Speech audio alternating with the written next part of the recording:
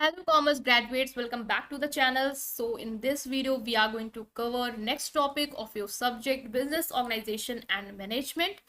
So Telegram Instagram में आप join कर सकते हैं. टेलीग्राम ग्रुप है कॉमर्स ग्रुप SWNT. आज इंपॉर्टेंट टॉपिक को डिस्कस करने वाले हैं. So without any further delay let's start this video.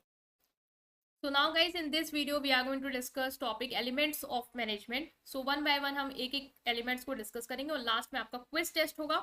Right जैसे कि आपको पता है जिसका स्कोर आपको देना है कमेंट सेक्शन में. तो चलो स्टार्ट करते हैं मैनेजमेंट के एलिमेंट्स को. ये आप क्लास 11th 12th में जो भी कॉमर्स बैकग्राउंड के वो पढ़ चुके हैं ऑलरेडी. तो इजी हमने डेफिनेशन में भी डिस्कस किया कि management is the process of planning, organising, staff, directing and controlling all activities of organisation to achieve organisational goal. So पहला है कि मैनेजमेंट के एलिमेंट्स में अगर आता है फंक्शन ऑफ मैनेजमेंट, ये क्वेश्चन में आता है तो यही चीजें लिखनी है कि मैनेजमेंट की जो ये फंक्शन है वही है उसके एलिमेंट है जिसको हेल्प करते हैं ऑर्गेनाइजेशनल गोल को अचीव करने. पहला है प्लानिंग. मैनेजमेंट की शुरुआत कहाँ से होगी? प्लानिंग से होगी. मीन्स आपको क्या अचीव करना है उसके बारे में आपको डिटरमाइन करना पड़ेगा कि मेरा ऑब्जेक्टिव क्या है, मेरी गोल्स क्या है, और फिर हम बनाएंगे स्ट्रैटेजीज जो हमें बताएंगे कि हमें जो गोल्स अचीव करना है वो कैसे अचीव करना. तो प्लानिंग बेसिकली एक प्रोसेस होता है जहाँ पे आप फ्यूचर को कह लो प्लान करते हो कि कौन से सेट ऑफ एक्टिविटीज आपको करनी है या कौन सा गोल है या ऑब्जेक्टिव है जो आपको पूरा करना है, कौन कौन से टास्क लगेंगे उसको पूरा करने के लिए, कौन से रिसोर्सेज की जरूरत होगी, उसको हम स्टार्टिंग में क्या करते हैं, प्लान आउट करते हैं. बेसिकली हमें डायरेक्शन देता है और अनसर्टेनिटी को रिड्यूस करने में हेल्प करता है. मीन्स जो भी फ्यूचर चैलेंजेस हो गए हम पहले से ही सोच रहे थे कि अगर ये चैलेंज आया, मान लो ये रिस्क आया, तो हम इस तरीके से इसको एडजस्ट करेंगे या मिटिगेट करेंगे. तो हमने प्लानिंग के टाइम पे ही बहुत सारी चीजें बना ली. बेसिकली प्लानिंग एक प्रोसेस है जहां पे हम डिटरमाइन करते हैं कि हमें क्या करना है, what to do, how to do, when to do and where to do, और होम टू डू, कौन करेगा. वो सारी चीजें हम इस स्टेज में डिफाइन करते हैं. नेक्स्ट आता है ऑर्गेनाइजिंग. प्लान बना लिया, गोल्स क्या है, ऑब्जेक्टिव क्या है, स्ट्रेटेजीज तय कर ली. अब है कि उसको अचीव करने के लिए हमें पहली बात तो रिसोर्स चाहिए होंगे. रिसोर्सेज आपके हो सकते हैं फिजिकल फाइनेंशियल रिसोर्स, वो आपको अरेंज करना, वो आपका ऑर्गेनाइजिंग में आएगा. दूसरा होता है कि जो लोग काम करेंगे, ठीक है, जो जिनको हमें ड्यूटीज असाइन करनी है, उसका रोल, उसका स्ट्रक्चर क्या होगा, ठीक है, कौन एम्प्लॉय किसके अंडर काम करेंगे. बेसिकली सुपीरियर सबॉर्डिनेट का यहाँ पे हम स्ट्रक्चर स्टैब्लिश करते हैं ऑर्गेनाइजेशन में.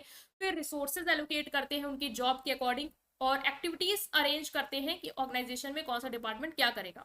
तो सिर्फ रिसोर्स ही अरेंज करना ऑर्गेनाइजिंग में नहीं आता है, बल्कि रोल्स एंड रिस्पॉन्सिबिलिटी को भी असाइन करना, वो एक स्ट्रक्चर डेवलपमेंट में भी हम प्रॉपर एक सीक्वेंस में चीजों को मैनेज कर रहे हैं. सो हायरार्की बनाना और डिपार्टमेंट के बीच में कोऑर्डिनेशन कराना ताकि लोग जो जो टास्क दिए हैं उसको अलाइन करके कर पाए. नेक्स्ट आता है स्टाफिंग. बेसिकली यहाँ पे क्या है कि हमें लोग चाहिए होंगे जो हमारे स्टाफ को करेंगे, तो हम स्टाफिंग करते हैं, सेलेक्ट करते हैं, रिक्रूट करते हैं. बेसिकली रिक्रूटमेंट प्रोसेस के फिर उसमें जो सिलेक्शन होता है वो करते हैं. फिर जो एम्प्लॉयज आए हैं मान लो उनको कुछ ट्रेनिंग की जरूरत है वो हम देंगे जिससे हम उनको प्रिपेयर कर ले कि वो जो भी जॉब रोल है उसमें पूरी तरीके से क्या हो पाए, फिट हो पाए.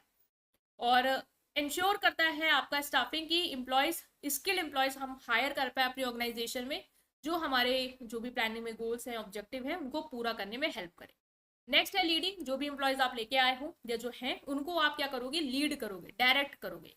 रिसोर्स आपने दे दिया, उनको रोल रिस्पॉन्सिबिलिटी बता दी, बट उनको अब आपको डायरेक्शन देना होगा कि किस डायरेक्शन में काम करना है. साथ साथ उनके साथ कम्युनिकेट करना होगा, उनको मोटिवेशन देना होगा टाइम टू टाइम, और अपने टीम को लीडरशिप प्रोवाइड करनी होगी. बिकॉज बहुत सारे इंप्लॉयज हैं जो उनको नहीं पता है कि किस तरीके से काम करना है, या they are getting demotivated due to some reason. तो आपको वहां पे रहना है ताकि इंश्योर कर पाओ कि उनको ये सारी हर्डल से आप बाहर निकल पाओ और वो ऑर्गेनाइजेशन के गोल्स को पूरा कर पाए.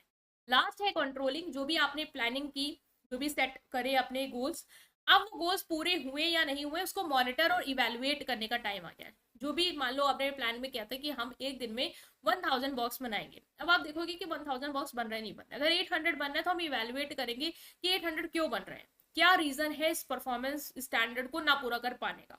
और जो भी रीजन होगा, अगर हमें लगता है कि ये चीज को हमें करेक्ट करना है तो हम नेसेसरी एक्शन लेंगे, या कह सकते हो आप करेक्टिव एक्शन लेंगे उसको ठीक करने के लिए. तो ये होता है आपका बेसिकली कंट्रोलिंग में. तो ये हो गया आपका planning, organizing, staffing, directing, controlling. अब इसके रिलेटेड एक क्विज टेस्ट है जो हमने यहाँ पे डिस्कस किया. तो पहला है कि कौन सा आपका कंसीडर नहीं किया जाएगा as a primary function of management. Planning होता है, ऑर्गेनाइजिंग होता है, स्टाफिंग, डायरेक्टिंग, कंट्रोलिंग होता है, मार्केटिंग नहीं होता है, तो हम ये वाला ऑप्शन कहेंगे, डेट इज मार्केटिंग. ठीक है. नेक्स्ट जो है वो है आपका the process of determining what organization needs to do and how to achieve it is called. क्या ऑर्गेनाइजेशन को करना चाहिए और कैसे वो उसको अचीव करेगी, ये प्रोसेस क्या कहलाता है? तो ये प्रोसेस आपका कहलाता है planning. Which element of management involve arranging resources, resource को अरेंज करने का कौन सा है? ऑर्गेनाइजिंग। ठीक है, याद रखना। नेक्स्ट है staffing in management primarily focused on. Staffing किस चीज पे फोकस करती है? ऑफ कोर्स ये फोकस करती है जो भी लोगों को हमें रिक्रूट करना है और उनको ट्रेनिंग के थ्रू डेवलप करना है। The function of management that involves guiding and motivating employ is. Motivating और गाइडिंग एम्प्लॉयज हमने पढ़ा था, ये आपका डायरेक्टिंग या लीडिंग का काम है। ये हमको लीड करना, उन्हें डायरेक्ट करना। Which element of management is concern with ensuring actual performance and taking corrective action.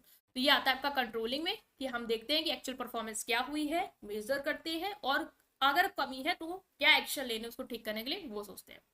Coordinating in management मतलब क्या होता है? Ensuring resources are allocated effectively, कि रिसोर्सेज हर लोगों को सही सही मिले हो। Aligning the activities of different department to work together. Developing new strategy, hiring new employees. So coordinate करना मतलब एक साथ काम कर पाए सारे डिपार्टमेंट, इस तरीके से एक्टिविटीज को क्या करना, अलाइन करना या कोऑर्डिनेट करना। तो ये है आपका जो भी हमने अभी तक डिस्कस किया उसके आंसर्स। आपका जो 7 आउट ऑफ स्कोर्स है उसको आप देंगे कमेंट सेक्शन में।